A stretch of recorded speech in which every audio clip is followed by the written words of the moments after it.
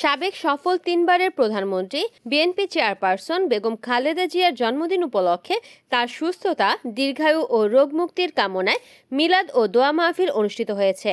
শুক্রবার 15 আগস্ট সন্ধ্যায় সৈয়দপুর শহরের শহীদ ডাক্তার জিকরুল সড়কস্থ সৈয়দপুর রাজনৈতিক জেলা বিএনপির কার্যালয়ে সৈয়দপুর রাজনৈতিক জেলা বিএনপির অঙ্গ সহযোগী দলসমূহের উদ্যোগে এই আয়োজন করা হয়। সৈয়দপুর রাজনৈতিক জেলা বিএনপির সভাপতি আলহাজ অধ্যক্ষ আব্দুল গফুর সরকারের সভাপতিত্বে ও সাধারণ সম্পাদক মোহাম্মদ শাহিন আক্তার শাহিনের সঞ্চালনায় অনুষ্ঠিত হয়। এ সময় উপস্থিত ছিলেন সৈয়দপুর রাজনৈতিক জেলা বিএনপির সহসভাপতি advocate SM. Obaidur Rahman, senior যুগ্ম সাধারণ সম্পাদক এরশাদ হোসেন পাপ্পু, সাংগঠনিক সম্পাদক আনোয়ার হোসেন প্রমাণিক, এম.এ. পারভেজ লিটন, উপজেলা বিএনপির সভাপতি রেজাউল করিম লোকমান, সাধারণ সম্পাদক কামরুল হাসান কার্জন, পৌর বিএনপির সভাপতি আলহাজ রশিদুল হক সরকার, সাধারণ সম্পাদক শেখ বাবুল, শ্রমিক দল, যুব দল, স্বেচ্ছাসেবক দল, কৃষক দল, ছাত্র দল, তাঁতি দল, মহিলা দল, জিয়া মঞ্চ সহ বিএনপি ও অঙ্গ সংগঠনের নেতাকর্মীরা।